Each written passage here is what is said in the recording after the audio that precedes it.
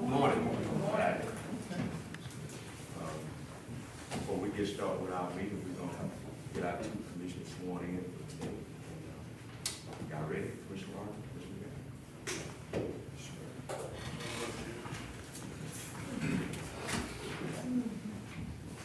Who's first? Commissioner Martin.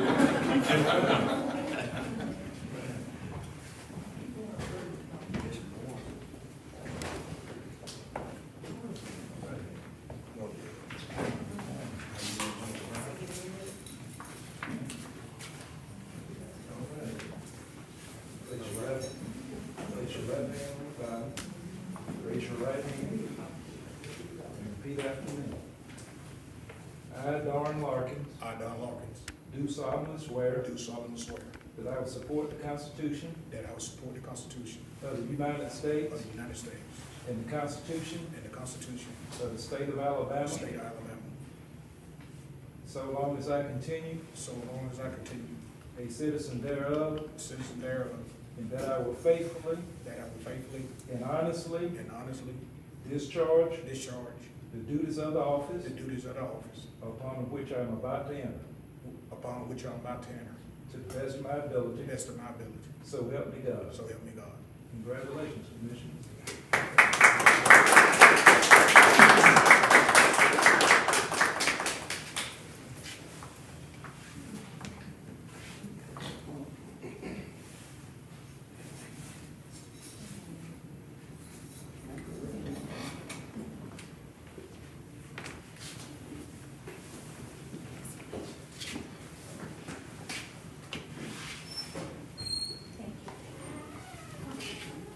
McGowan?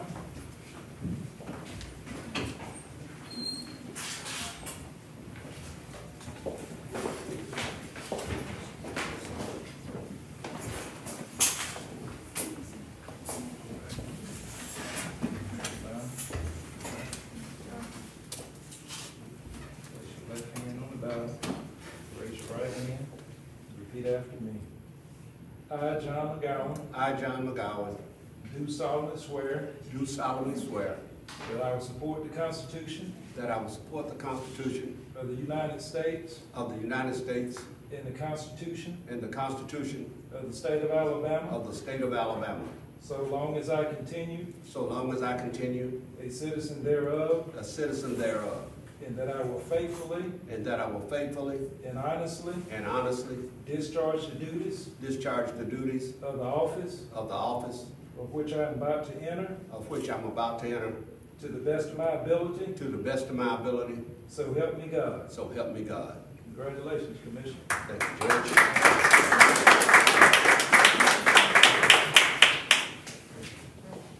I can get a picture of you for the paper? Okay, smile. Thank you. Thank you.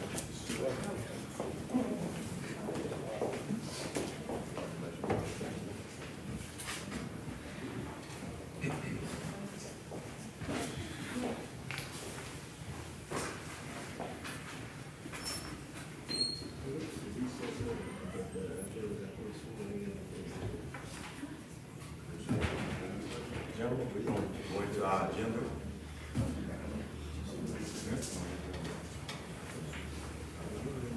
Everybody bring up Bullock County Health Care Authority appointment. We want to shine in Bullock County Healthcare Authority Board appointment.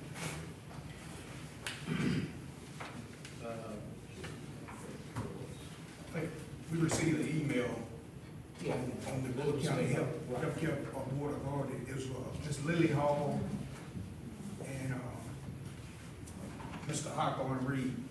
No, it's Ms. Lily Hall and William Hall. William Hall. That's what, I think they want to be reappointed. reappointed. Okay. Mr. Chairman, Yes, sir.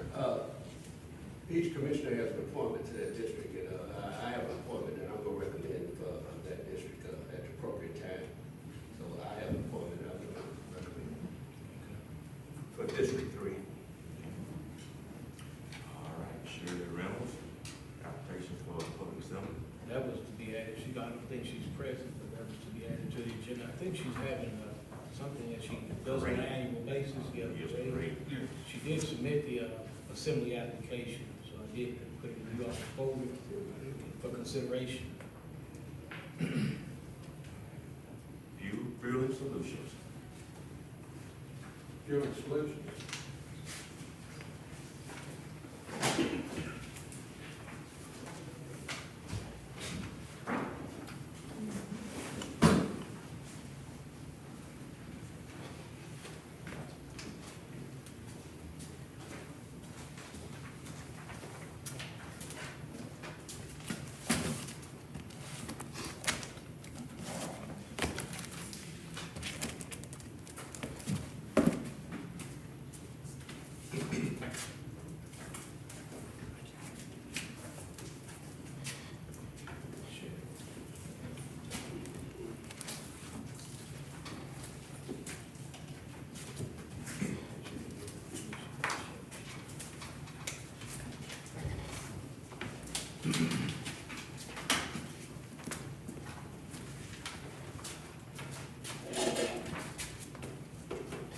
Okay, my name is Dale Simmons. I'm with Fueling Solutions out of Birmingham.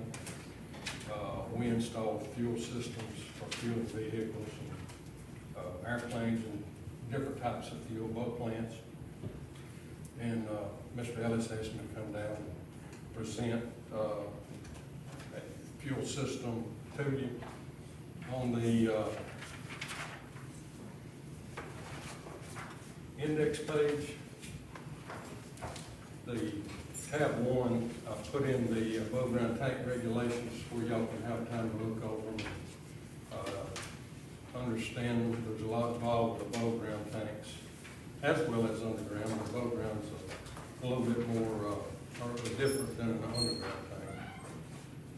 Above ground tanks are regulated by the fire marshal. Underground tank is regulated by ADEM, Alabama Department of Environmental Management.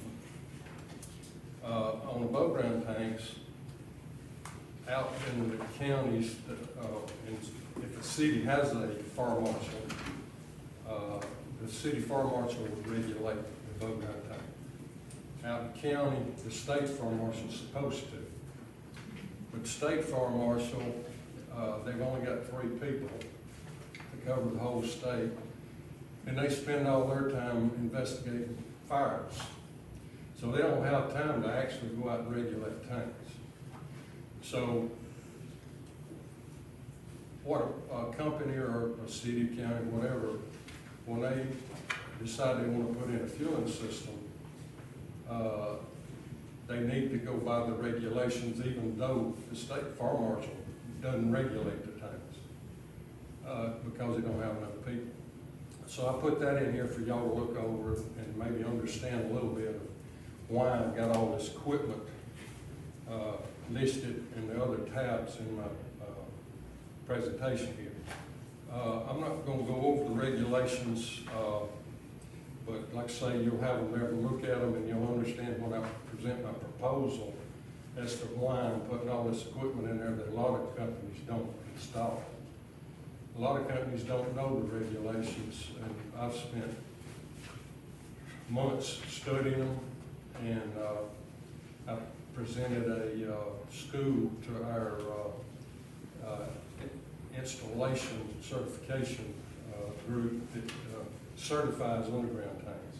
There is no certification on above ground tanks, so anybody out there can install an above ground tank, but they need to know what they're doing to make sure all equipment is necessary to go on the tank.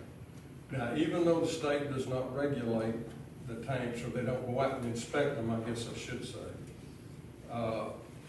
if you don't install an above ground tank to the fire code regulations, and you did have a fire or an explosion and it kills somebody, then the insurance company's gonna come in there, and the first thing they're gonna start looking for is these tanks up to code. So that's what I tell my customers, that my company can't put in any equipment it's not because I've become involved too, if you have a fire, because they're gonna sue everybody, even equipment manufacturers. So, that's the main reason I try to educate my customers as to what's needed to do an above-ground tank installation. So that's there for you to look at, and I'll give you cards. If you have any questions, you can call me, and I'll try to answer any questions you have about the regulations. Tab 2, since I don't know all the information yet as to what you're going to require for us, and I haven't seen the installation where the equipment will be installed, I'm going to need to see that before I can give you pricing. But I went ahead and did a quote with all the equipment and the descriptions on what we're going to supply, and that's under tab 2. It's a long quote. I've highlighted in red a lot of the equipment that is required by the NFPA fire code. And if you go out and get another price from another company, I wish you would give them my quote without these prices on it. And you make them put in the equipment that I've got listed here, because a lot of companies don't know that this equipment is supposed to be installed. But anyway, I've got all that listed where you can understand the particular equipment that's required by the fire code. Then in tab 3, is starting with the submittals. First tab is dealing with a fire guard type tank. Now, depending on where you put the tank, there's about, you want to put a double wall in for sure, because if you don't, you have to build a dike to put a single wall tank in. And normally, it's less expensive to go with a double wall and not a single wall with a dike due to the cost. Normally works out cheaper to do the double wall tank. Now there's 3 different types of double wall tanks. You've got a UL 142 listed tank. It's just a standard double wall tank. Then you got a F921, which is another grade up, and then a UL 2085 is the highest priced above ground tank. If you're near any buildings or any property lines or roads with your system, you got footages that you got to be away from property lines. You got footages you got to be away from buildings. You got footages you got to be away from the road, and the island has to be so far away from a standard double wall tank versus if you use a UL 2085 tank, you can mount the pump right at the end of the tank. Or I have seen tanks with the pump mounted on the tank. Normally to do a fuel control system, if you want that, and I've got that listed in there, and you'll have to tell me what you want and don't want. But a fuel control system is where you either have a card or a chip key, or each driver has one, and then you can issue them a PIN number to where, or you can put the key, if it's a key, you can put it on the key ring of the vehicle, and more than one driver can use that truck and fuel with that truck key fob, and give them a different PIN number, and they can, you can determine with the software which driver got fuel in that particular truck, and if you got 3 drivers, you can keep up with who's actually fueling the vehicle. Those things are fairly expensive, but most companies now are putting those in due to fuel theft. People letting their buddies come up and fuel while, say, he can authorize it to fill his county vehicle or city or whatever. And then they'll let another guy drive his personal truck up there, and he can get fuel in the personal truck too. And you can't keep up with who's getting fuel and who's not, but with a fuel control system you can. But the double wall tanks, I put the fire guard in here because I didn't know which tank you would need without looking at the location. So if somebody could go with me to the location after the meeting here, where I can ask them a bunch of questions about electrical, where's the electrical panels? Are you gonna have electrical just come in on a pole and have a breaker box mounted by the pole? Or if you got a building where you're gonna bring the electrical out of, how far it is to and from, for me to know how to figure the installation part of the tank. Tab 4, all this is equipment that you need to go on an above ground tank. And I've got the first page after the second page, there's a tank shown. That right there goes over the different equipment that I've got listed or submittals on behind that page. So that kind of lays out how you would do a tank. Like say, with that pump sitting right there on that drawing, that would have to be a UL 2085 tank because it's mounted right on the tank. Mr. Ellis mentioned that he wanted a split tank where you have gas and diesel in the same tank, which you can do that.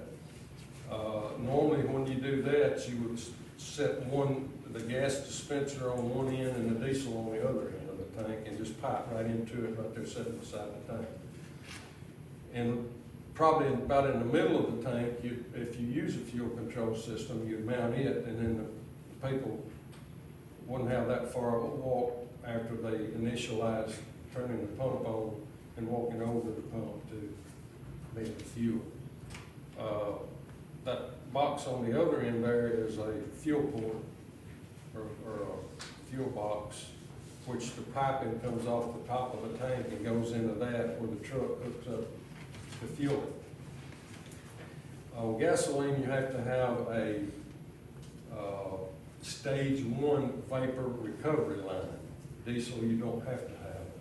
Basically what that is, the truck hooks up 2 hoses, and as he's filling the vapors in the tank, it goes back in the truck, so you don't have any vapors go out in the air when you fill in the tank. That is an ADEM air quality regulation. So ADEM does have some control over the tank, but it's just on air quality, and that stage 1 vapor is what they look at, as well as your standard vent that you have to have on the tank. A couple of other things that is mandatory is the emergency vents. On a double wall tank, you have to have 2 of them, one for the interstice on the tank and one for the main tank.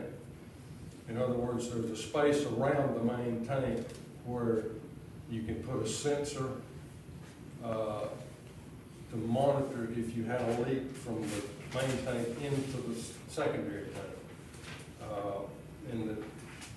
You have to have an E-vent on the interstice as well as the main tank. And what the E-vents are for is if you have a fire around the tank,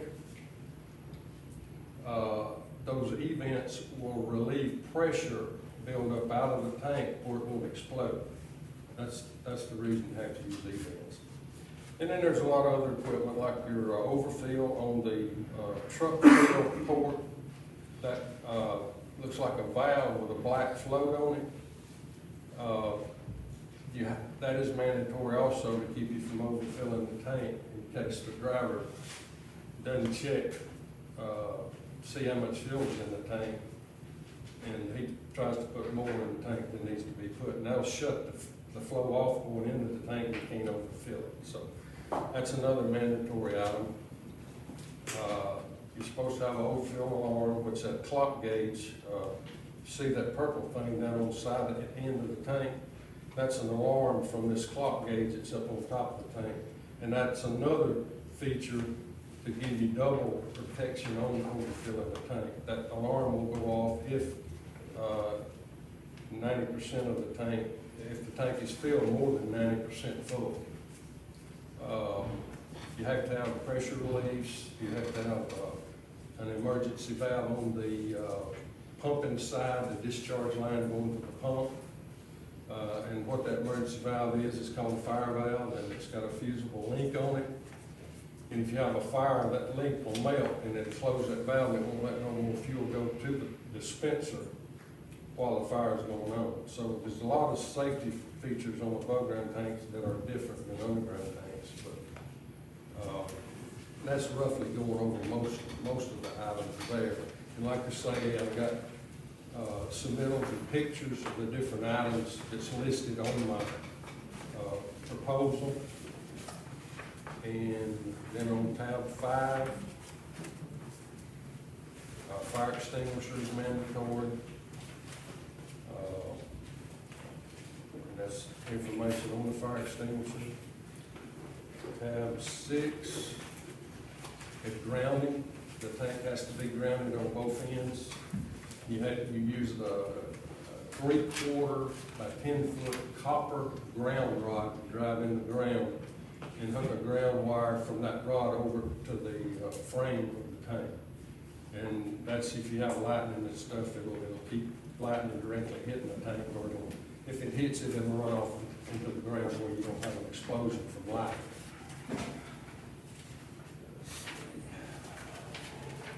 Okay, then tab 7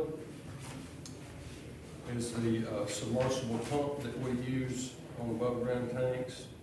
They're also used on underground tanks.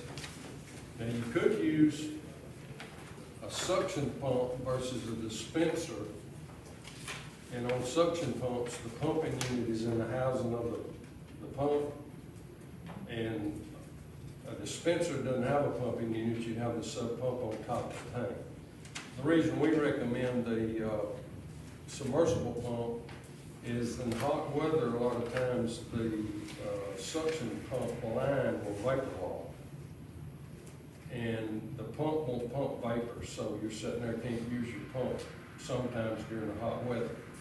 So we use the submersible pump, which forces the fuel down to the dispenser.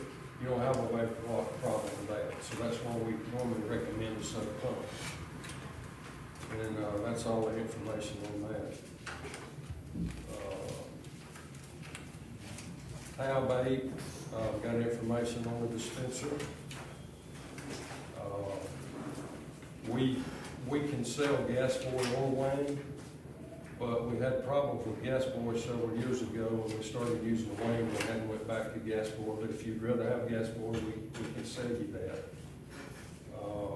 They're pretty close to the same price, so it wouldn't be any different really to get one or the other. Then after the dispenser, you got your nozzles, and a lot of people sells nozzles that are not pressurized nozzles. Pressurized nozzle is a nozzle that has a safety feature on it, where I don't know if you've ever seen it or not, but in our business we used to run into it a lot. Kids would drive by on a bicycle and they'd take the nozzle and put the clip in the open position and hang the nozzle back up.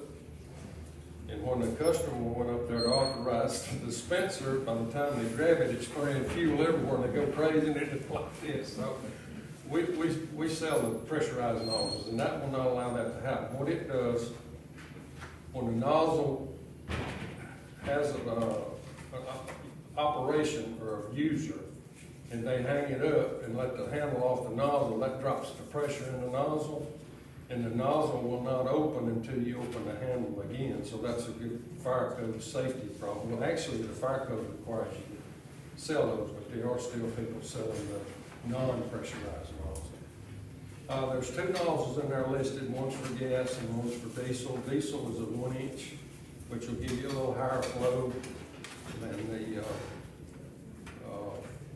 3/4, which is normally for gasoline. I didn't mention, but these wang dispensers are rated at like 22 gallons a minute. So that's normally plenty of speed for a county. If you got any big trucks, it takes a little longer to fill them with a dispenser at 22 gallons a minute. You can get them on up to 36 gallons a minute. but normally they only use those at truck stops where they got a lot of big vehicles they fuel regularly. But, we could go a higher gallon per minute if you would like, but, they're more expensive on the higher gallon per minute dispenser. Okay, then on in there, there's a section on, whip hoses, safety brakes. And safety brake is another, fire code, requirement. And what that is, and we see this a lot in counties and cities, where the police drive up and they're fueling their car and they get called on the radio, you got so-and-so over here, and they get over there and they just jump in the car and run off and drag the nozzle down the street, or maybe the pump sometimes. So breakaway will stop that from happening, because the nozzle will break loose, and all that damage is the nozzle rather than the fuel dispenser possibly. Tab 9, that's the fuel control system I mentioned. We sell Petrovin and Fuelmaster. I put Petrovin in here because that's the one we sell most of the time. People request it over Fuelmaster, but Fuelmaster is a good system too, if you'd rather have that. But like I said earlier, you control the fuel with those systems. By having a card or a key fob or whatever. You can get them where you just enter a PIN number. It depends on what your preference is. You can use just a PIN number. You can use a card and a PIN number. You can use a key fob and a PIN number. And the reason a lot of people is going to key fobs now is because the cards get dirty, get grit on, and they will get damaged, and you have to replace them a whole lot quicker than you do a PIN fob. So we could quote either way on that, depending on what you want. Okay, tab 10. Well, also I didn't go into detail.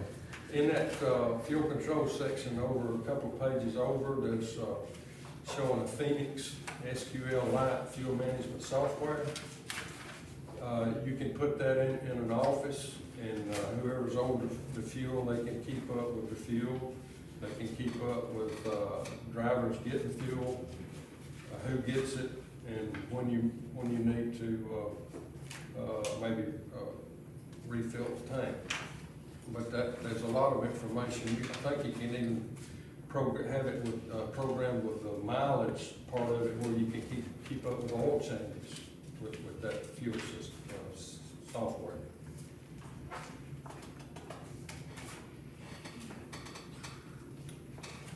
Okay, the last page is an electronic tank monitor. You're not required to have one as long as you've got the clock gauge that I mentioned earlier in the picture of the tank. Clock gauge, you can get it with an overfill alarm. You can go with an electronic tank monitor where you can put your monitor in the office, and whoever's keeping up with the fuel can just look at that and not have to go out to the tank. But they're very expensive up against a mechanical clock gauge. So clock gauge is going to probably be around $1,000. The tank monitor probably $14,000 or $15,000. So a lot of people goes with the clock gauge, which meets the code, so you're good with that. That's basically going over the catalog quickly. If y'all want to spend some time looking over this information and you got any questions, I'll be glad to answer them. This is the card. Thank you. Any questions, John? I know it's hard to have questions going over that quick, but that's why I wanted to give you the books where you can have time to look over all of that information. Commissioners? Yeah, just one question, Chairman. Are there any systems in our general location that we can look at that you have installed? At the airport. We're doing one at your airport now, Franklin Field. I mean, others that's operation part of county government. We did, what's the county of Madison, either Madison or last year. I can get you the information, I don't have it on tip of the phone.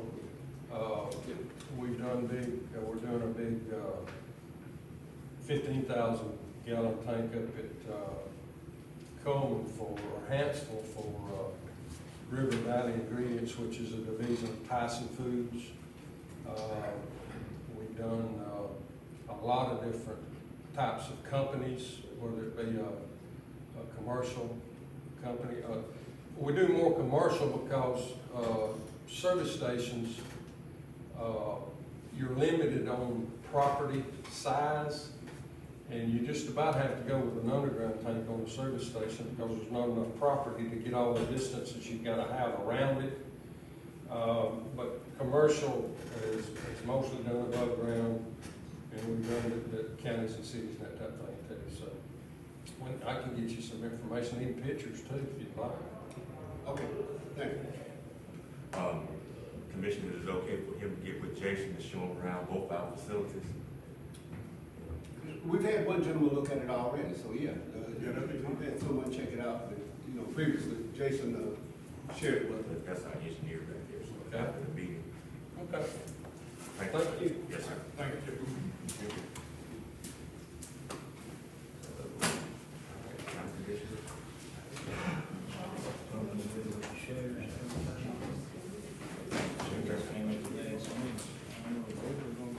Rob, you go talk about the social sector? Yes, sir.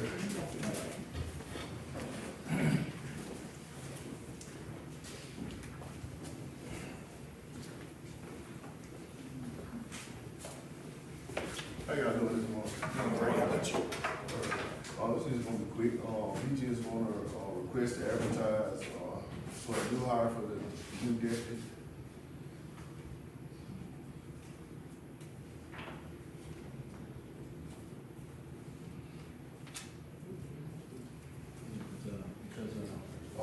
One's gonna get ready to retire on the 26th, so we'll need to replace it.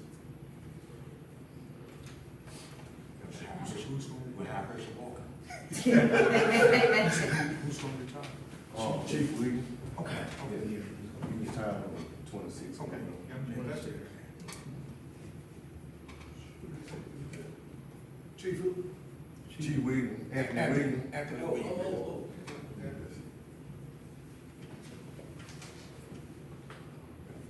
Anything else? No, that's it. Thank y'all for y'all service.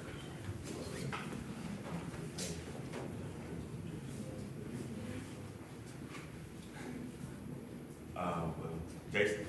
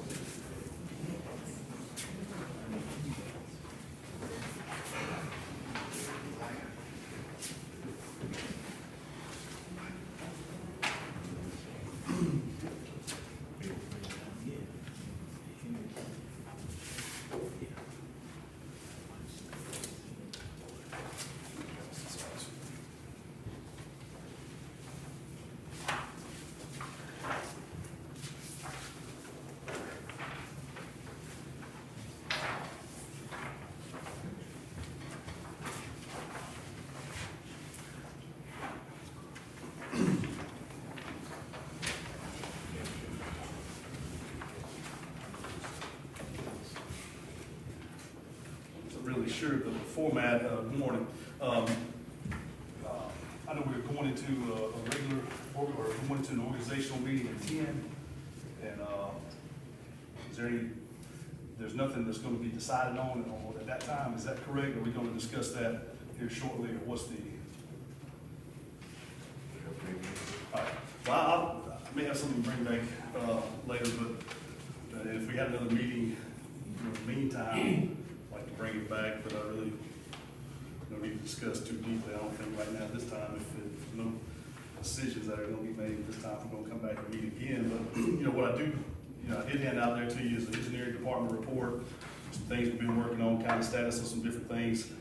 What I handed out here to you was, this is actually a review set, there has been some corrections on it. It says EMS, it's actually EMA.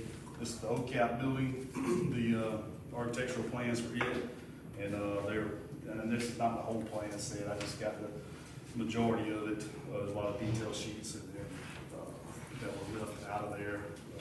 I just thought you might like to get an idea for it.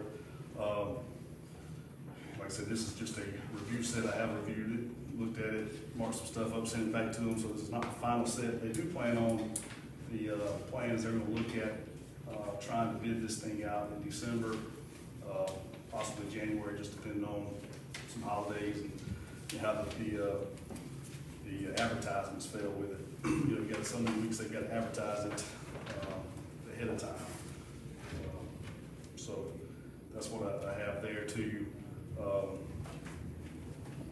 know, I mean, you look through the list here, there's nothing really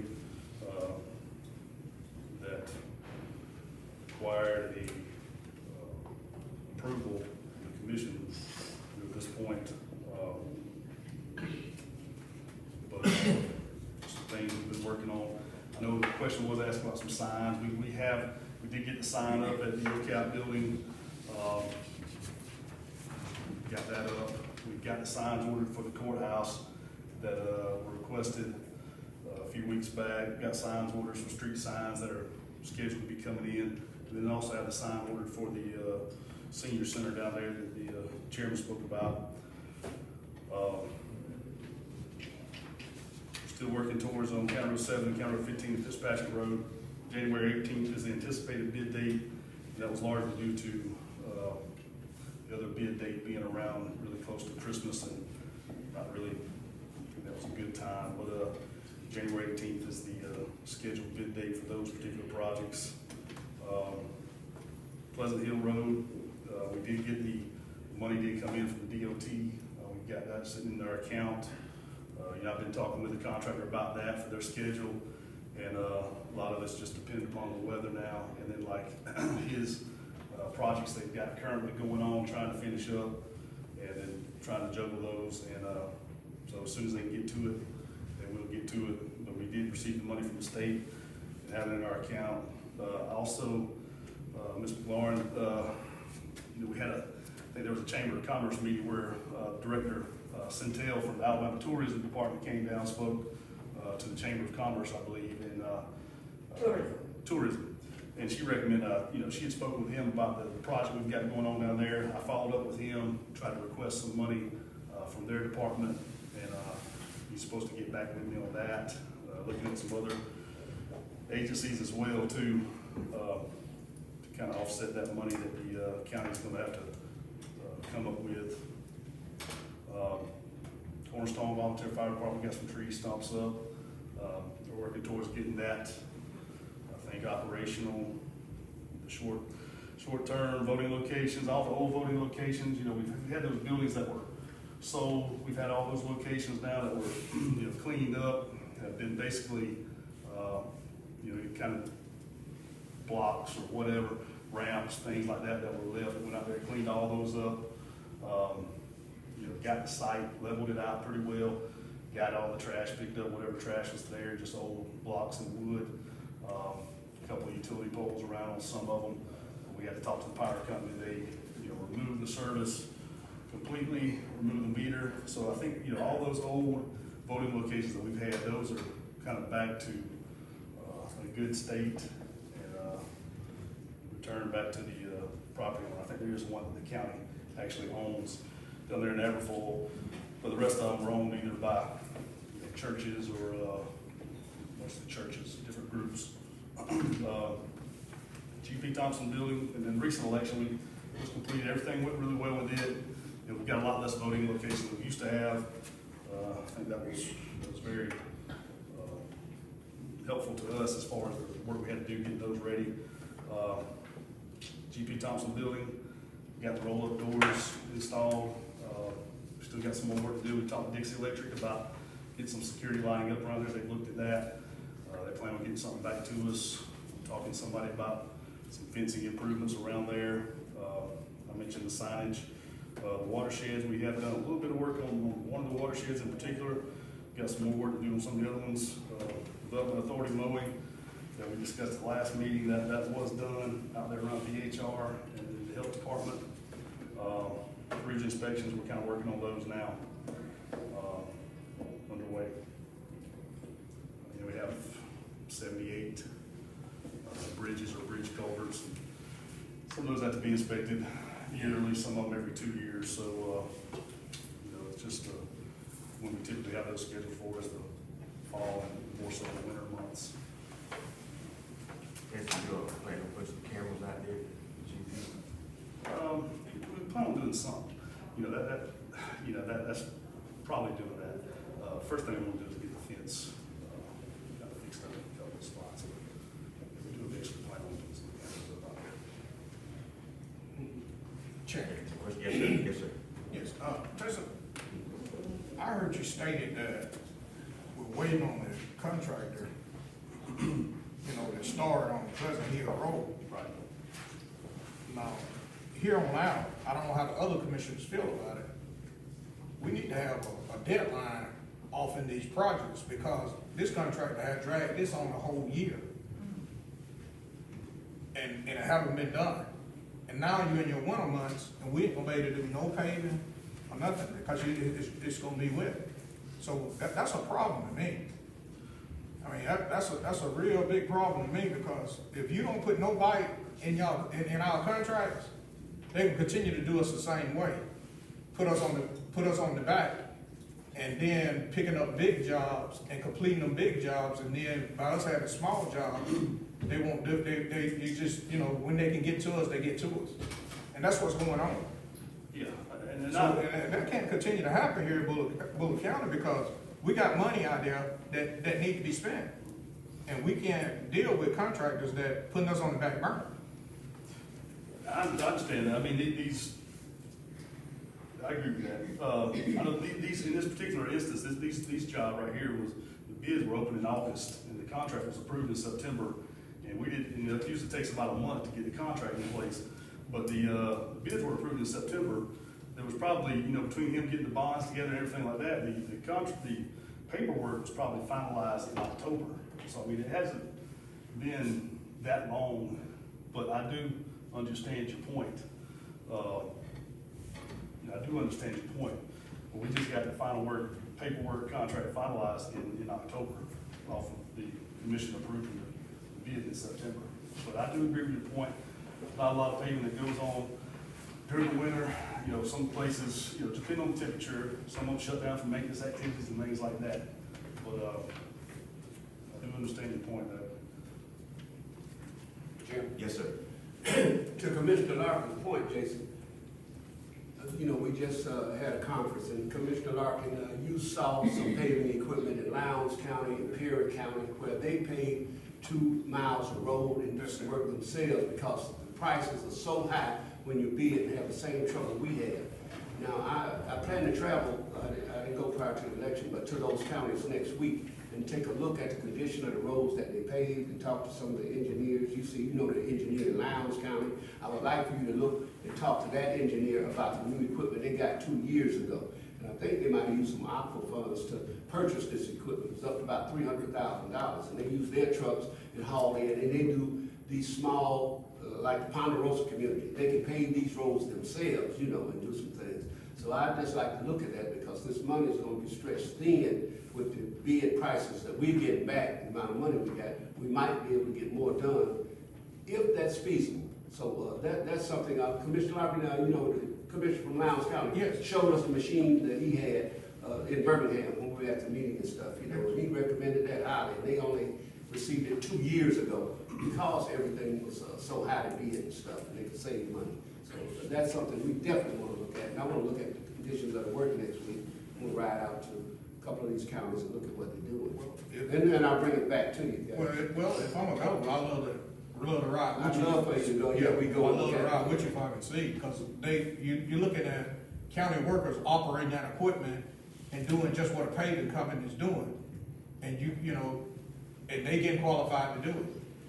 And a lot of these roads that we don't get no funds for, and you know, Bullock County can go around. I got plenty of my road. I got S&M Road, I got Village Road, I got plenty of roads. Plenty of roads in my district that we can do ourselves.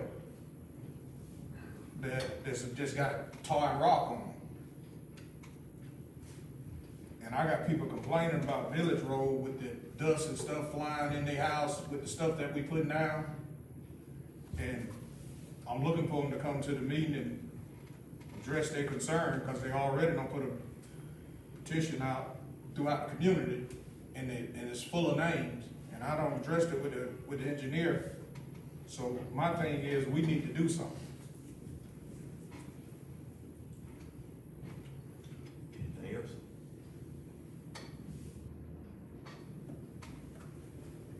Well, those are stories that we put on good bills, correct? That's correct. I want to ask the commission, Ms. Reed is here, she was asking the other day about some storage. We need to look into buying some bigger utility highways or some of those containers, we can buy those containers and use those for storage. And for her to put some records and stuff in. Want to shine in, Ms. Reed? Good morning. Morning. Yeah, I was talking to Mr. Evans about we need storage space, and I came this morning just as a follow-up. I know we discussed it before October, but we really do need storage space. If y'all could get us a utility shed and somewhere close by we can store it temporarily. I think in our last meeting, we discussed this, and the attorney said he was gonna see, could we store, you know, documents like that in a storage shed. So he haven't got back with us on that, attorney? I don't think that there's a problem storing in the shed. I guess my concern at the time that we were discussing was some of these voting houses they had talked about potentially using, whether they were weather-worthy so the documents or storage wouldn't get wet, or, you know what I mean. But I mean, as far as storing the documents, I don't think that's a problem. I mean, you have to maintain them, and you need space, as long as we lock them up. With the books, a lot of them, I can't think of the guy's name now, but he put a lot of it on computer, so that helped a lot. But we still have a lot of books just in the office and in the vault that we need to get stored somewhere that we can easily, access these records. But what I'm talking about is just normal everyday paperwork that we have to keep until we audit it. And I don't think I've been audited in the last 5 or 6 years. So I have to keep up with some of this until they come up. Look, gentlemen, do we want to look at purchasing them? Is there another, is there another alternative to physically store them? Can we scan those and make them digital? I think right now we can scan and destroy, I believe, I'm not sure. I know some documents keep up to 3 years. Right. But for an alternative, you know, we get a scanner and just scan everything, like receipts, everything. We just scan and keep a digital file. Because I'm quite sure paperwork is stacking up. Like you said, you need easy access to them. Right. So I was thinking about far away somewhere, but you need to get to them every day. I think the digital format would be the easiest thing to do. And in that way, if we have to keep a hard copy, we can store that away in a storage facility somewhere. So that's just an alternative idea. What else? Makes sense. The guy that was doing some scanning for us, his name is Fran Romano, R-O-M-A-N-O. Maybe you want to call him back and see what he can do. And then get back with us. But there are scanning machines that you can purchase and put in your office. I have one for receipts and just scan it, and it goes to the file. So I'm quite sure it's something that probably ask the IT guy about, besides that, that could help. Check with Robbie. No, sure. Yeah, and we do have scanners in the office also. That was gonna come up to my next, can I re-advertise? I'm asking to re-advertise for a clerk. The last group of people I had just went up to par. They just wanted a job. And I need someone that's gonna be qualified for the job. I think we interviewed about 11 people. And we started asking them questions about taxes. They didn't know anything about taxes, what the dues were, the requirement for them in the office, and we gave them the qualifications and everything. But it just, I don't know what happened. It wasn't a good quality applicants. And so in order to scan these documents, I still need to hire someone. Excuse me. So you want to approve that hire somebody to scan it, or that person you hire? The person, I want to hire a clerk first of all. And I come back for somebody just to scan the records for it. It was approved for me to advertise before, but like I said, I just wasn't pleased with applicants. So you would like to re-advertise? Right, and re-advertise. Put that on the agenda, re-advertise. Let me ask you, once you get caught up with what you're scanning, y'all can do it in-house then, right? Once you get caught up with doing it, then y'all can do it daily or weekly or monthly. You know, every time y'all get documents, you just run them through your scanner then, right? We'll try. Yeah. Any other questions? Or anything else? No, that's all I have. Thank you. Now, where we are with the shed, what you all decided about the shed? Put it on the agenda. Okay, but it's coming up in me. Okay. Thank you. Thank you. Chairman, can I say a word real quick? Yes, sir. I want to tell you how appreciative I am of the Bullock County Sheriff's Office this morning. Went to conduct a traffic stop this morning, asked for backup, figured that Bullock County was on it. We was able to remove a lot of drugs out of Bullock County today. And I just want to tell y'all, well, good job they're doing. They're on the spot. They're doing a great job. I want to brag on them. They're doing a great job. I'm gonna let y'all know that, because a lot of things y'all don't know that they do. But I want to let you know they're doing a great job. Appreciate it. And I thank you. Thank you, and Appreciate what you do. thank you guys, and thank you for listening.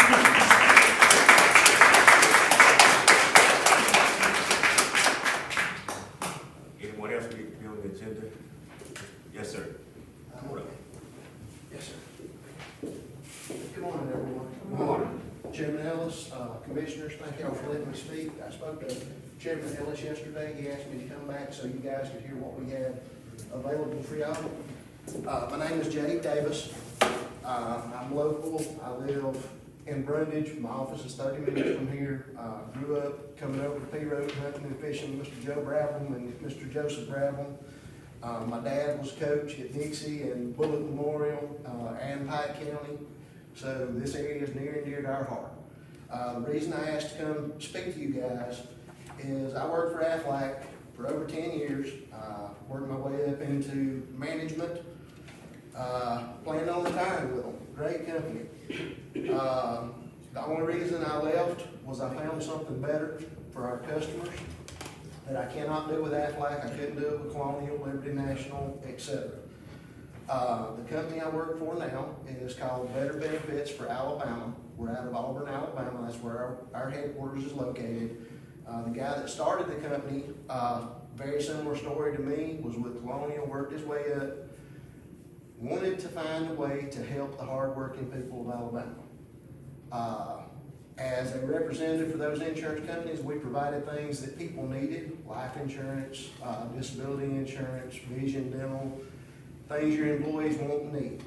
The problem is, if I came and talked to your deputy here, who's living on a fixed income, because I'm an ex-police officer, so I know what you guys go through, and I appreciate y'all. But it's hard for me to sit there and ask him to spend $40 a month out of his paycheck when I know the price of gas. It's hard to get enough gas to go back and forth. We found a way where we can provide benefits and get the federal government to fund it. So now he can have the benefits he needs, and it's not coming out of his paycheck. On top of that, I've sat and listened to you guys talk about we need a shed, we need a fuel system.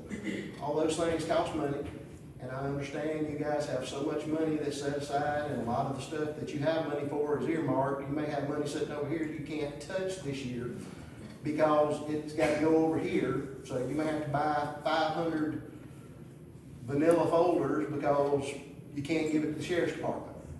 The other thing that we're able to do is provide tax savings and credits back to the commission that are not earmarked.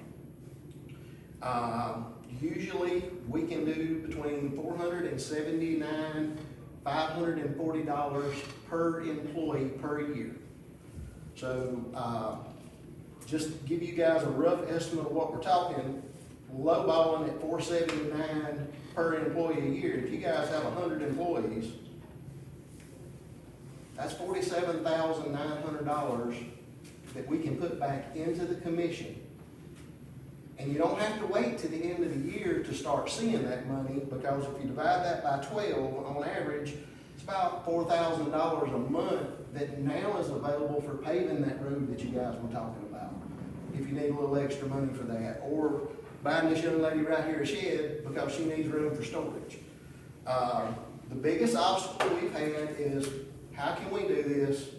That's too good to be true. Nothing in this life is free, and you guys are right. So if you don't mind, I'm going to give you guys just a quick history lesson. Everybody in this room is probably familiar with the cafeteria plan. That legislation is section 125 of the IRS code. The problem with that legislation is it takes about 3 days to read through it, and then you need to hire an attorney to interpret about half of it for you. So when it came out in the late 70s and 80s, people started reading through it. They understood how to use the cafeteria part of it. They said, this is great. They used it. So now just about everybody that has W-2 employees is on a cafeteria plan. What they didn't understand is when you get into that part, you got to have that lawyer to decipher for you. There are 3 additional codes in there. Big corporations like Walmart, big time hospitals have been using this for years because they have the money to pay those big corporate lawyers to figure this stuff out. So fast forward to President Obama. I'm sorry. When President Obama came in and they did the Affordable Care Act, we all know it made healthcare anything but affordable. A lot of businesses out of business. One of the companies that works with our brokerage spent $3 million working with the chief counsel for the IRS, working with independent tax firms, independent law offices, going through that section 125 to see what we could do to help businesses, commissions, municipalities, school systems. And they found those 3 codes, and then they worked with the IRS, because if you guys know the IRS, they tell you you can do stuff, but they don't tell you how you can do it. So through trial and error, they worked it out, and I actually have brought, and I apologize, I only brought 5 copies of this, but I'll leave all 5, and I'll bring some additional if you need it. But this is the letter from the chief counsel of the IRS where he has reviewed the program that I'm telling you guys we can do for y'all. It is 100% legal, compliant with how the IRS actually wants a section 125 to operate. I also brought, and I'll pass these out to you guys, it's an example of what we did for a real business. It's in Chambers County. It's ABC Trucking. It's not the one in Eufaula like we thought it was. This was opened by our owner right after he started, so they've had it for over 1.5 years now. What it is it tells you how many employees they have, what we were able to bring, basically their cafeteria plan, what they pull out pre-tax, what we were able to bring that up to using this program, and what it created was $17,058.60 for the business that per year. average $473.85 per employee. And then the employees wound up with $1,700.33 that they could spend on their supplemental, their life insurance, their vision, their dental, where they're not out of pocket.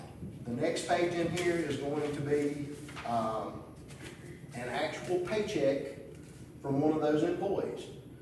This is how the traditional cafeteria plan looks, and if you guys have ever been a W-2 employee, y'all understand what looking at your check looks like. But then it shows how we go in and add what they want us to add to use those codes, which is the total wellness program. By doing that, each employee is assigned a tax credit, and we're able to pull that out pre-tax so that we lower their taxable income, which helps that employee out. Then after you tax their paycheck, because it's a tax credit, you plug it back in, and what it did is it created enough FICA tax to pay for the program, to pay for their additional insurance, and to supply money back to you guys. And then the last page, we had to block out the names.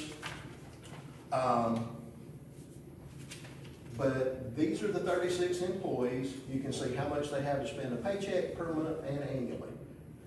It also tells you whether they're married or single. They allow more money for married because they understand that you're going to cover spouses and children. All right.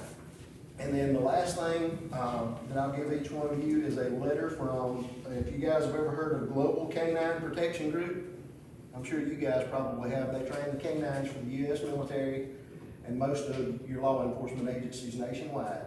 They've been a customer for over a year now. This is their HR lady explaining to their new hires how this program has benefited their company and how it benefits the employees to participate because it lowers taxable income. It does not adversely affect them at the end of the year when they file taxes. And basically what it does is it gives them a whole lot more bang for their buck.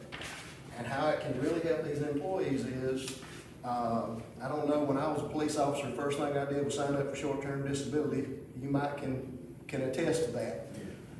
If we can get the federal government to pay for your short-term disability, you only need one of those because the government won't let you use but one at a time. You can drop what you're currently paying for, have the exact same coverage, and now you just got a raise in your paycheck. And we can do that for all of these employees.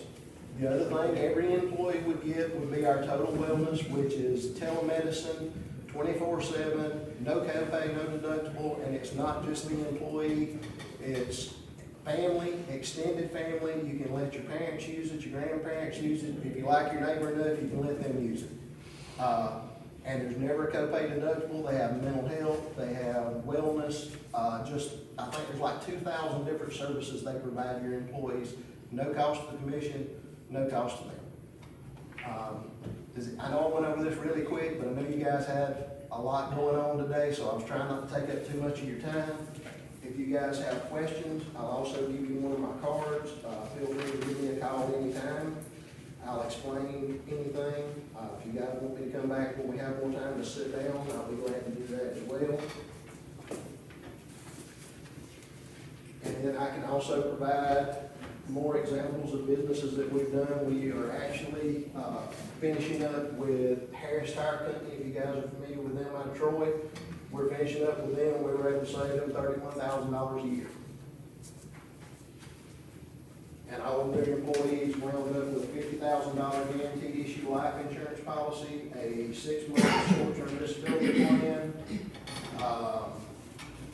a family accident plan, and then most of them still have enough money to get vision, dental, or critical illness protection if they wanted that on top of it. And nothing came out of their paycheck.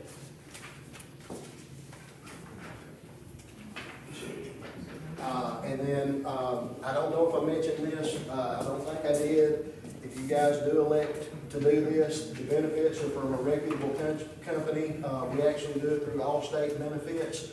They're a Fortune 70 company. They're more financially stable than all those other providers that I used to work for and mentioned before. Because Aflac is the #1 provider of supplemental benefits in the world right now. They're number 125 on the Fortune 500 list. Allstate again is number 70. They decided that they wanted to get in this market. These are the letter I was telling you guys about from the chief counsel of the IRS.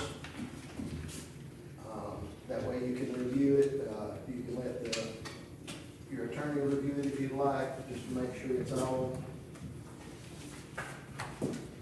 upfront and legit.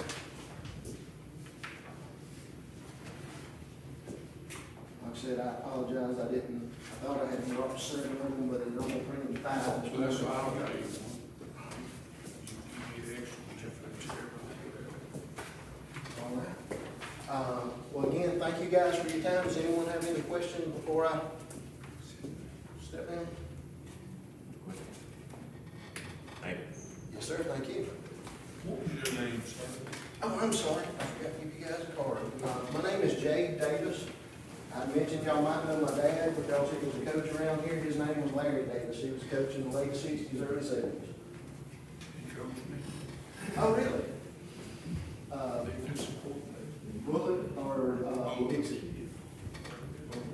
And he was telling me a story about you guys the other day about how y'all had changed the defense and shut a team down that was supposed to beat y'all by about 50 points, and y'all wound up beating them, I think it was 13-7 or something like that. Y'all have a good day. Thank you guys. Thank you. Good morning. I wasn't aware, forgive me, I didn't realize that this was for things to be put on the agenda. The solid waste department starting, or everyone I think was hired in August, and so we reached our 90-day period, but we have not received our raise, and so, you know, my trucker, my driver, and my helper, you know, are asking about their raise, and I'm asking that you guys go back and approve for our raise and that it be retroactive. Chairman, Yes, sir. we mentioned that raise before. We took that action in this commission meeting. We said when they hired in right in front of us, we could go back and review it on tape. After 30 days, they were gonna get $1. I've heard this before. We gotta just live up to what we put out front. We did this already, so we need to just look at that, Patrick. The association recommended we do spend But the money. association don't tell us what we do. We did that. Association recommended a 90-day probationary period, and that's that. But we hired under certain conditions. Now, the attorney can look at that and see what they do. They do what we said they would do. Not what the association said about recommendations for cutting a 30-day period to a 90-day probationary period. I don't think that had anything to do with what we approved in the salaries myself. What they recommend about, we weren't talking about probationary period. We were talking about if you hire on for 30 days and stay there, we're gonna give you another $1. You know, that was in the hiring agreement. They get you to tie on for that salary. That's the way I took it. Well, Commissioner, we need to do that across the board on every hiring, and we're gonna. This was specific to the ones that we hired and what we said in the meeting. We might need to do something different, but this is specific to what we've already done. Mr. Chairman. Yes, sir. I don't recall exactly what it was. I have to go back and look at the minutes and review the tape. So we've already voted on where we decided to do, whether it was 90 days or 30 days. We adhere to it and move forward. So we're gonna go back and vote on it. I mean, of course, the 30-day passed, but the 90-day has definitely passed, so it should have been reflected on the first paycheck in November. And that's what the association recommended. So it was 90 days, and administrator, it's fallbacks on you. You don't, you know, it shouldn't have to come back to the commissioner. It falls on you. Whatever we discuss in this meeting, it's supposed to be carried out after the meeting. That's why, I mean, we just don't write it on paper and just leave it. Right. It needs to be carried out. Now we got employees coming back to us, asking for their pay raise, and we had already approved this pay raise within 90 days, and it just haven't been done. Here again, we approved it with 30 days. Someone talked, I hadn't seen anything from them. They talked about a recommendation of a 90-day probationary period. Had nothing to do with pay raise and what we hired somebody on for.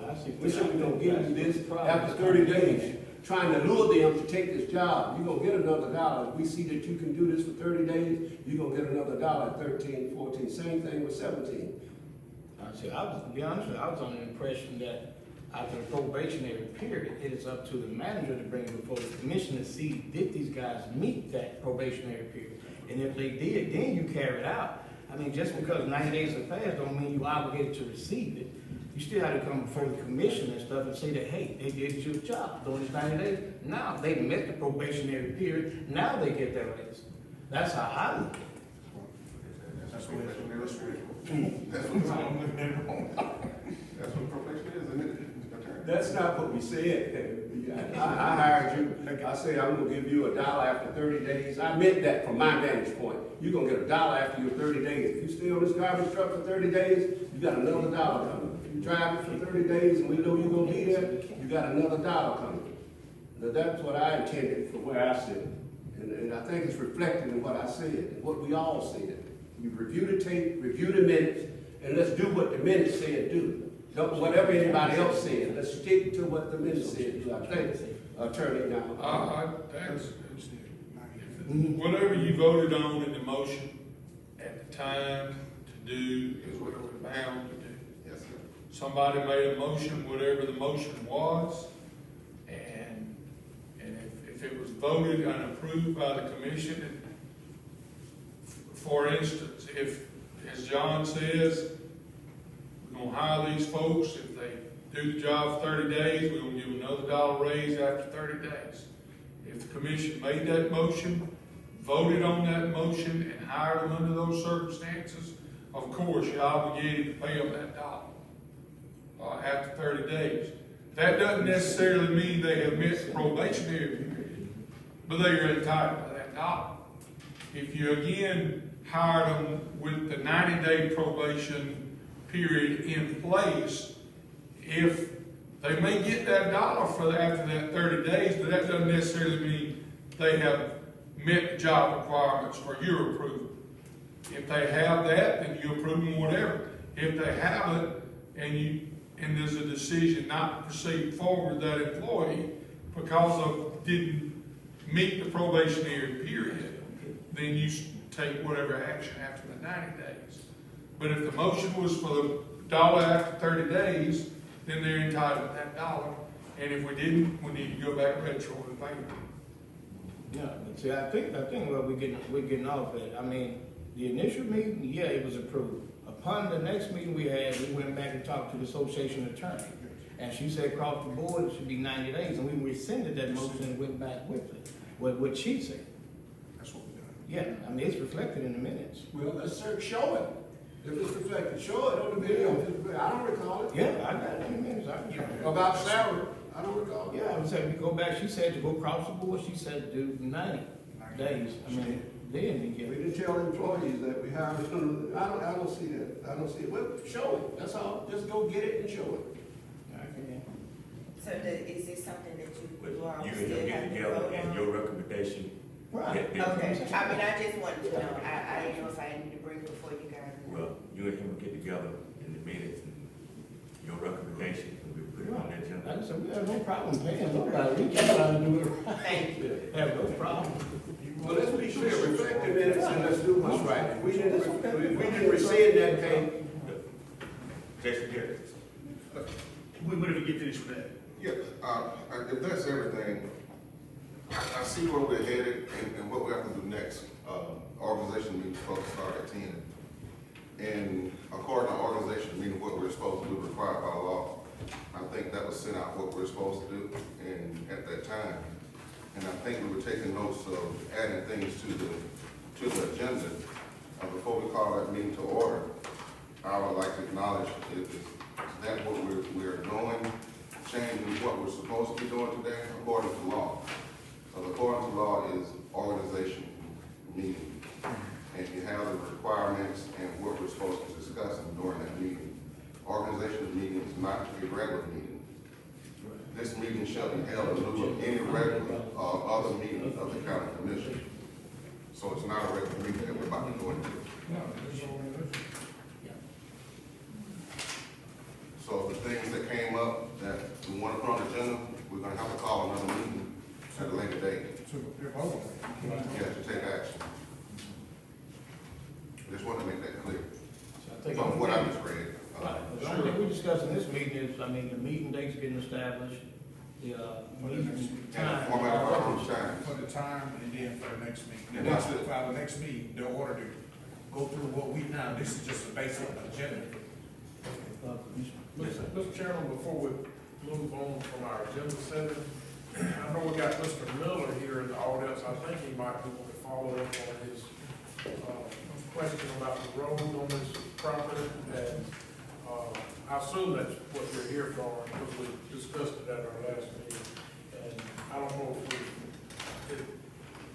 if anything's been done, or if we need to take action on that, or where we are on that, closing that road. Maybe our engineer or attorney might tell us our next steps. Or Mr. Miller, do you want to speak on that? Well, if y'all had any questions for me, I was here on September the 8th. Like I said, your meetings are very informal, entertaining, and well worth the price of admission. Just to recap what we talked about on the 8th of September, I have a piece of property here in Bullock County. It's 3 acres. The deed is described as along a gravel county road. An individual has taken it upon himself to put a chain across the road to block access to this 3 acres. I asked Johnny, my commissioner, to take a look at it. I think he referred it to Jason, and then I gave y'all a presentation back on the 8th. So what I'm looking for is just direction. Where do we proceed, or how do we go? What's the next step? Well, and you've used that road to access that property for many years. Is that Yes, correct? yes. We brought timber through there and went out to timber harvest. There's a stop sign at the end of the road as it dead ends into County Road 142. I mean, I'm sure the county spent the money to put the stop sign there. The road is obviously built by the county. It's crowned, it's ditched, and that's all beside the point. But my deed says that easterly right-of-way of a county gravel road. And I went out there and I found the survey pins. And the survey pins are on the edge of the right-of-way. So what I'm asking y'all to do is make a determination how to proceed forward in having this individual remove his chain and post.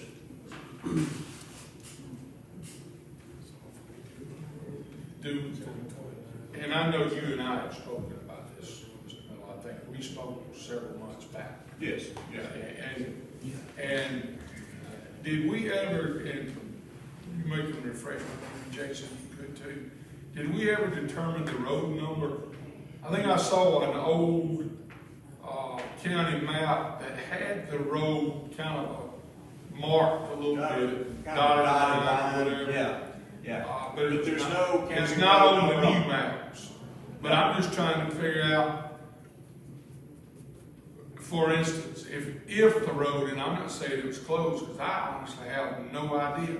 I don't think it was closed. Well, and again, we would have to go back and look in the minutes of the county, maybe, I don't know when the last time it showed up on the map, to see if the county commission ever took action to vacate the road.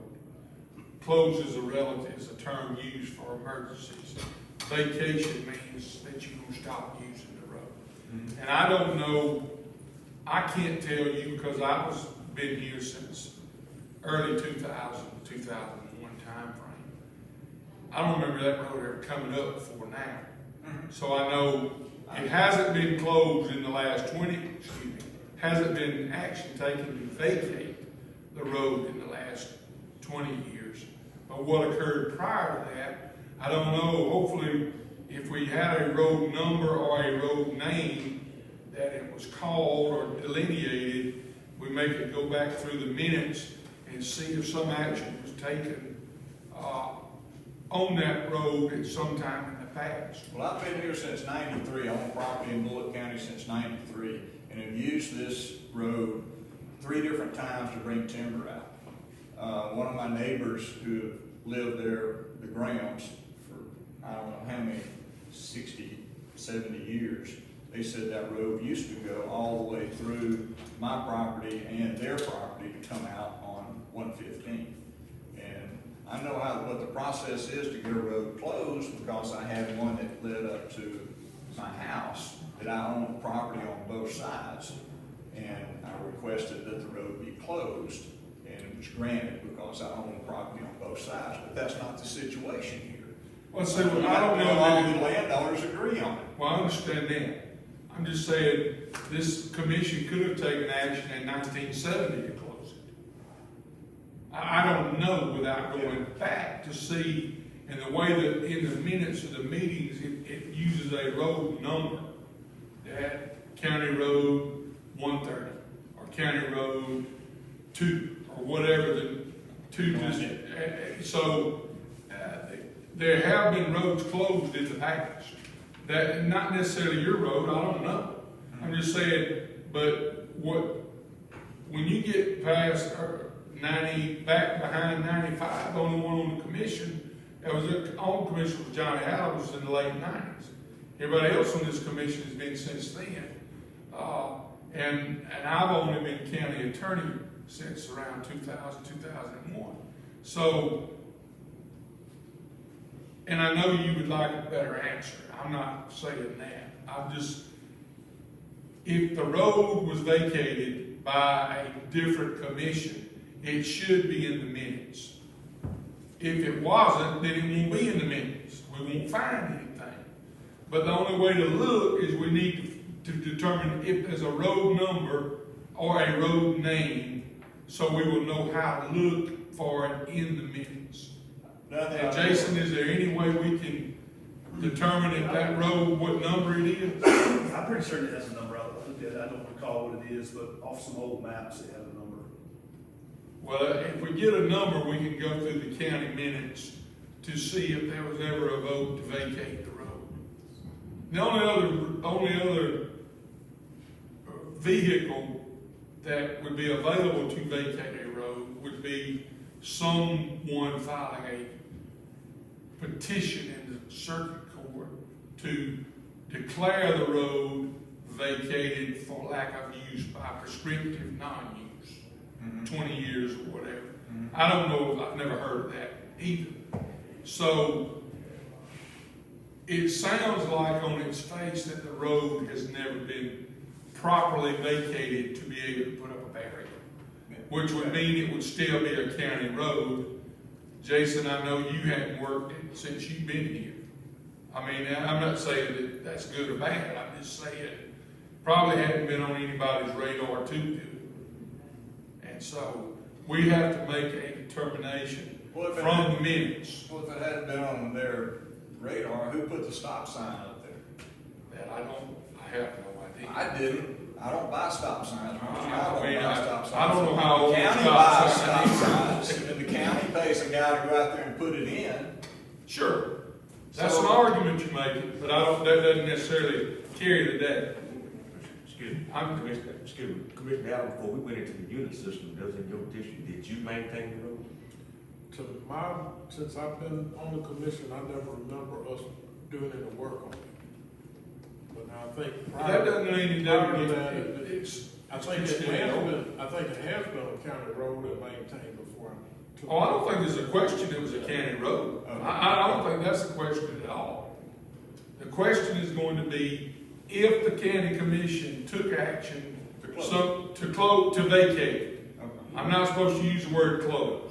Vacate is the term. I understand. And so the only way to determine that is to go to the minutes. If it was action was taken and it was put in the minutes to vacate the road, then it's vacated. If it doesn't appear there, then it hadn't been vacated. You know, and we got to know what to look for. Chairman, I just got a question of curiosity. When was the barrier placed? Do you know when the barrier was put up? How long it's been there? It's been maybe not even a year. Yeah. So we can go. How many homes? The man who put the chain up there authorized. I can't say that. There's individual parcels. There's some old house sites back there. They're very interesting. Nobody wants to listen.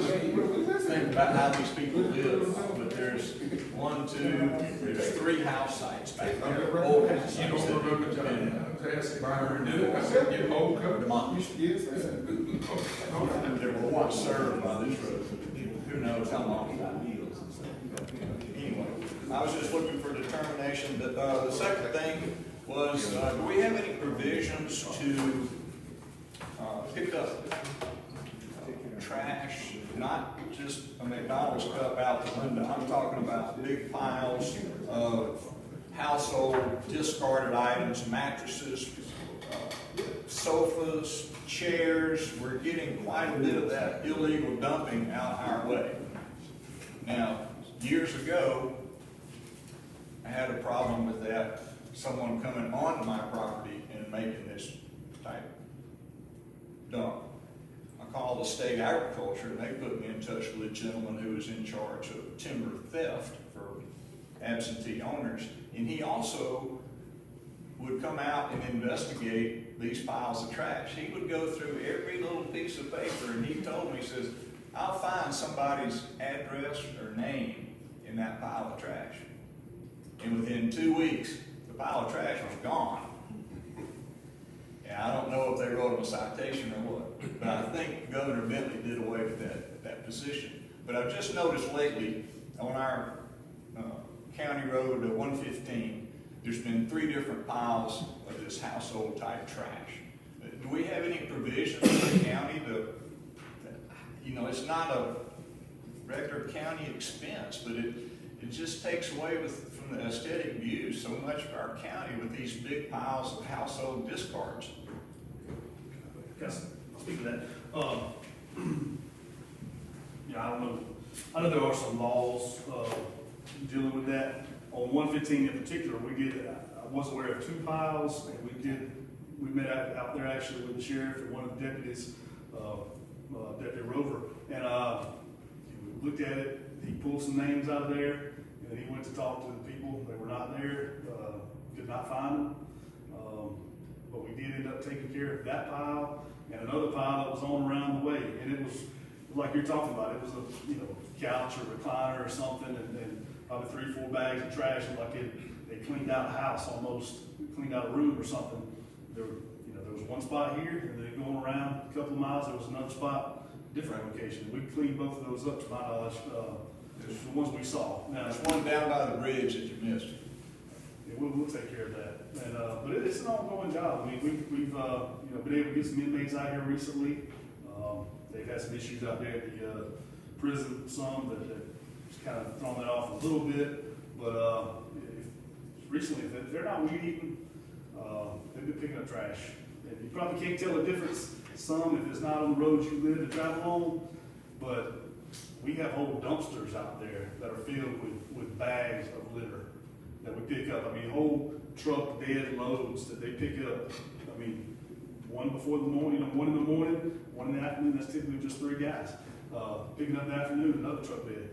We've got a dumpster over there, and it is litter is about the majority of the stuff we put in there.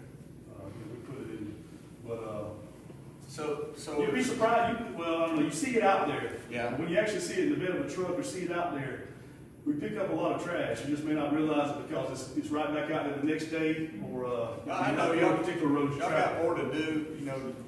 To ride the roads and look for these piles of trash is not very high. But we do usually But try I was to just calling to y'all's attention. We usually do try to find it. If it's a big pile like that, we'll notify the sheriff department. The sheriff typically or send somebody out there to look at it and then try to track the person down. He couldn't find them. So after 3 or 4 days, I talked to him again. He said he couldn't find them, so we went out there and picked it up ourselves. I see.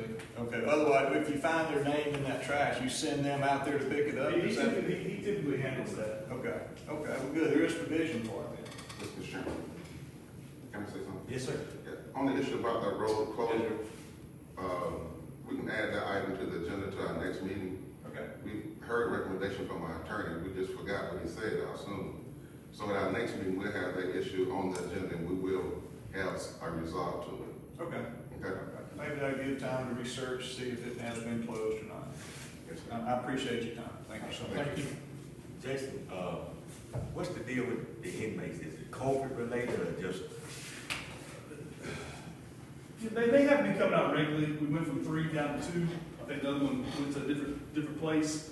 But there's something different about the count they're doing. They had a little bit of a problem out there with prisons statewide, but I think we're mostly back to it. We're only getting two people out right now today.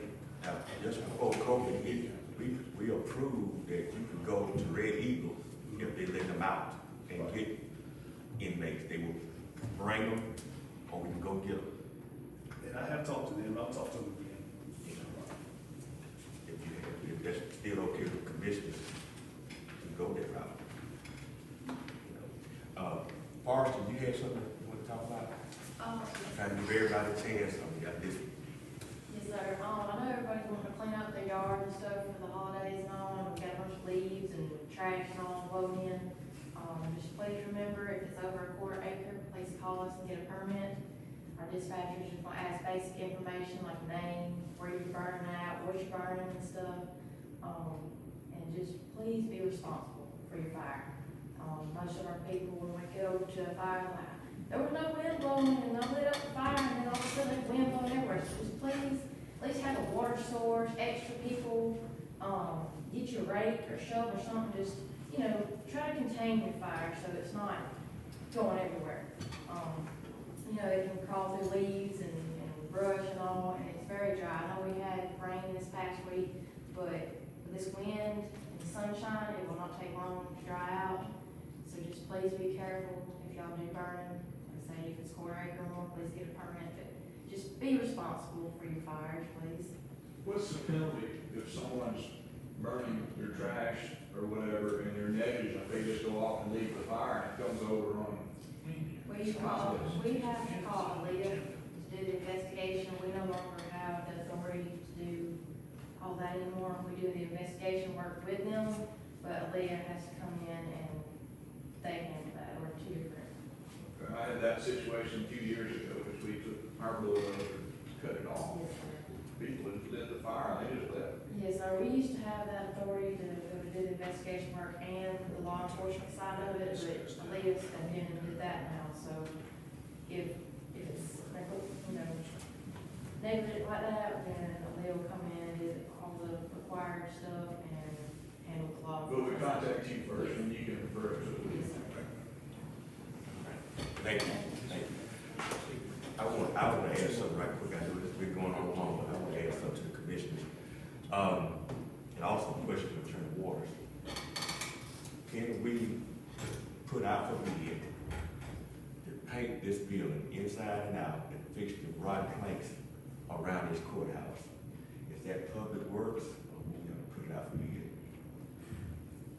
A lot of it's gonna depend on how much you're talking about spending. Sounds like up to you, maintenance to me, and if you're gonna use your crew to do it, use your courthouse folks to do it, or you gonna hire a crew to come in and do it? That's gonna be the question, whether it goes in one hopper or a different hopper. Well, we've been having leaks, and some say it's leaking around the windows that need resealing. So that means somebody, a contractor, will have to do it, you have to live to get up there.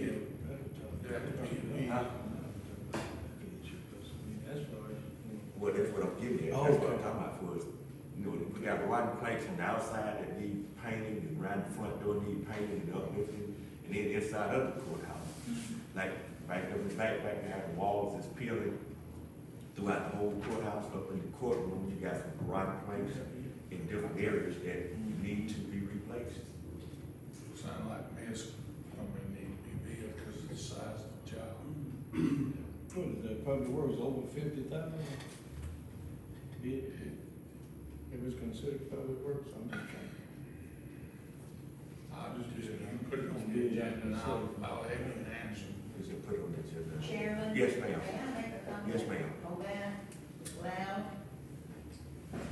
I'm wearing a Historic Society hat right now. And we have been trying to encourage the commission for years to maintain this building and maybe even have a maintenance plan. Preventive maintenance will save you a lot of money in the future. But as you enter the courthouse, the top balcony, I do not know, I haven't been there in the wind, rain or not, but the water comes not just on the step, but it would come in the porch. That balcony and the next level needs major work because that wood is rotten. That's a good So one. when you consider this, one of your main jobs is to maintain this building in good working order. So let me encourage you with the Historic Society, because it's on the National Historic Register, and it is a unique building built in 1871 during Reconstruction. But it needs to be preserved, even if you're going to build eventually another one. But that work on that front is major. This is water seeping up from underneath. I think when they did that renovation in '93, I think Ms. Hall told me they did not seal some of those natural springs. So this will be an ongoing issue on the bottom. It's gonna be a lifetime, you're gonna find it. It's coming up. But you got damage in the towers from previous work before you fix the bad problem. That's up there. So I don't know if you wanna do it in a phase here, a phase there, or get one person to do it all, because each one requires different skills. But that front and those wooden columns, if you don't get that sprayed and painted, you're gonna have to replace those wooden columns, because you got issues at the bottom. I come in there every day and I see it. But, like I said, my hat now is Historical Society. That National Register, this is the first major building that people come in. Lawyers, tourists, it's the most photographed building in our county. And it should look good and presentable at all times, because this is the first impression. They come in here and it's unkempt, they're gonna go away and talk about you. But anyway, I've said enough, but please, take whatever action to preserve it now before it gets more expensive. So, do we wanna look into bidding it, and, good would be as a cable wish to? What are you asking, to identify what needs to be done, come up with a project plan? Because anybody just can't, you might get lift to go up with those windows and seal and paint line and woodwork up there. And so, when we do a lot of repairs, I'm getting off subject, but what I've witnessed, I'm not a carpenter. So when we speak on issues like that, we can have someone that specializes in that when they talk to a Goodwin K. Mills that knows about carpentry, that can say, well, we got to hire a consultant, make sure we're getting the right thing done. We need to start doing that going forward, because I've seen we've been spending some dollars on some things that wasn't my specialty, and we had to come back and redo them. So from what you're saying, let's look at getting a consultant, maybe a carpenter from somewhere, have them come here, we meet with them. If he charges us X number of dollars to go around and look and see what we need, and then we give that to someone, let's do that first. And It's then called a maintenance plan. Thank you, ma'am. We've got local contractors here in Bullock Fine. County. We can use it. Here in Bullock County that need to be utilized. And I have reached out to several, local contractors here in Bullock County about fixing different items here in the courthouse, and they haven't got that equipment. And that's the problem we have. So I hate to go outside of the county to get someone to do work to where we got citizens here in Bullock County that's qualified to do it. And it's just, Commissioner I think some of Marlowe, I them think don't what give. he's asking, Commissioner Marlowe is asking, is because there's so many different issues and different type contractors, have someone to come in and get an overall view and say the balcony and the painting is gonna be different, the water here, and then find local contractors that are qualified and licensed in Bullock County to do the work. Because I can recommend, like Bruce Anderson, who just finished the Presbyterian Church, you could not ask for a better contractor than that one. But then there are others that can take care of this problem here, but you're gonna find this issue is a water issue coming not from here, but from here. That's what's been in the past. And then as far as painting, that's gonna be a separate contractor. There's someone doing the woodwork and someone doing this. He's on the right track of getting someone to come in and go around the building, find the issues, and tell you, this, and this, and then you guys can hire your local people. And it may be under the bid process for each individual one. Am I making? yes, ma'am. Yes, ma'am. Yeah. So we put on the agenda to hire a consultant come around and inspect the building, see what needed repair. I've had a couple of people walk through and showing them some of the issues that we can see visual, you know, so. That's why if we want to put it out for bid, let them bid on it. And this, I don't know what we're putting out for bid. That'll be fine, let's do it, so. Yeah, we put on the agenda, just have them look at it and put it together, then we put it out for bid. Right. Yes, sir. An example is, You're gonna have to hire, a painter is different from the contractor to do the physical work, and then you're gonna have to have a plaster expert to do this. Well, some contractors, they sub, if Harry gets the job, sometimes they'll sub out what they don't specialize in. But it just how we all want to play it, but it just needs some attention. And here's an example of what we have in to look at now. The old cap building, this is what Goodwin Mills Kaywood did, and look at all different aspects of that building. Everything had to be done throughout that building, and it covered, just like the courthouse. Goodwin Mills and Kaywood would be probably a good look at looking at what needs to be done with expertise in it. And they're giving us example, we got to study now what they're doing with the old cap building. From windows and all that, and paint, and all they have to do to cover. So that's a good way to go. Do you want me or Jason to contact Goodwin Mills? Well, let's put it on the agenda and see what we want to do. Because we might need to look at, budget and everything, and we need to look at. Now, if we use Goodwin Mill Cable, that's a major project, but based on what you just said for us, the eye test, rotten boards, facial boards, and things like that, that's something local that you could do, but it's a lot more issues to that. The experts will have to come in and take a look at that we need to do. And this is gonna be a big consulting fee. I'm looking at the total courthouse. If you go piecemeal, you might as well get a plan to do it in pieces. You know, you got the whole courthouse to look at. You want a good study, something that's gonna do everything associated with the courthouse, you know. But for right now, let's do what's preventive. We see a rotten board up there, we repair that rotten board. You know, my thing is, I don't know why we have to, I understand the threshold of what we have to spend. But if I see a rotten board in this courthouse, you need to repair it.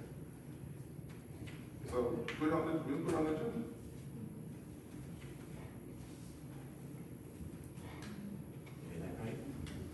Yeah, of course. Yes, ma'am. May I wear another hat? Yes, ma'am. Board of Registrars, the election is over. You will, after January 1st, you will no longer have in Commissioner Adams' district, the Recreation Center as a voting. So somewhere within the city limits, you're going to have to find another voting place by March the 5th to 2024. However, 3 months before that, you have to make sure it's changed. That puts it back, I think, in December. But prior to that, you've got to have a month to notify the citizenry. Prior to that, we have to send out about 2,300 cards so that all the people in that precinct know that they have got a new location. And since that's a presidential election, I'm sure there will be a large increase in registered voters, so we're thinking 2,500 postcards.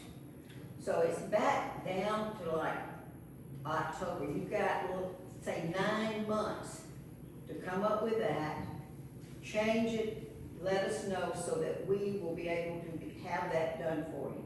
And I'm sure Attorney Waters can look up the 90 days or 30 days for notice.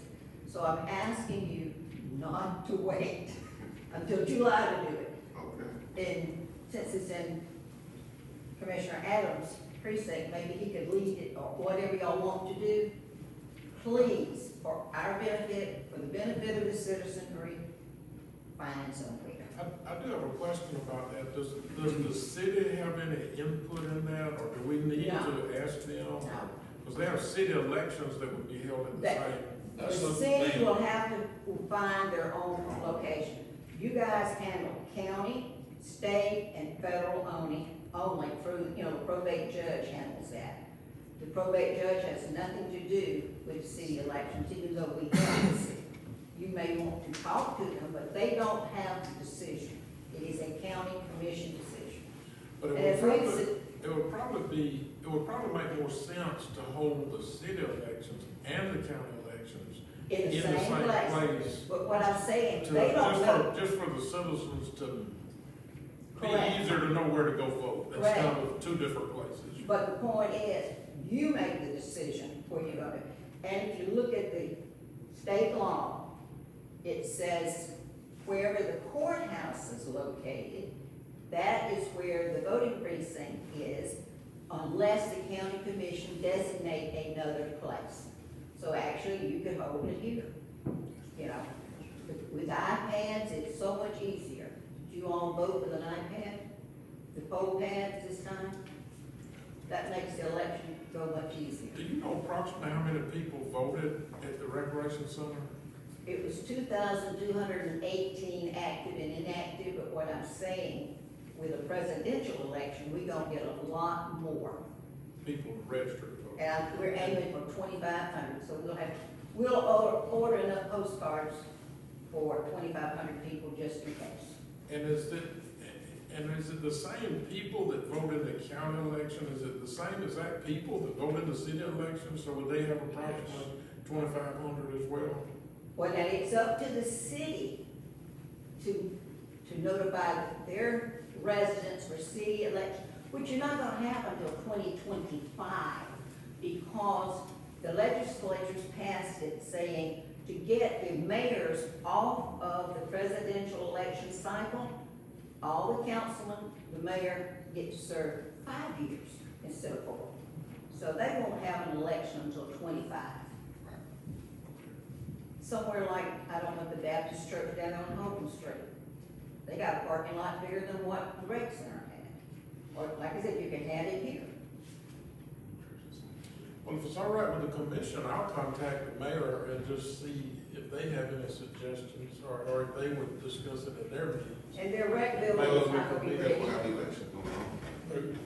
I do know, and I don't know the answer to this question, but the discussion early on, this is the first time this has come up. We've been knowing ever since they sold that building, but the consensus was not agreed of nothing's voted on, but when the new recreation center is completed on the industrial boulevard, that the thought would be that it would be held there.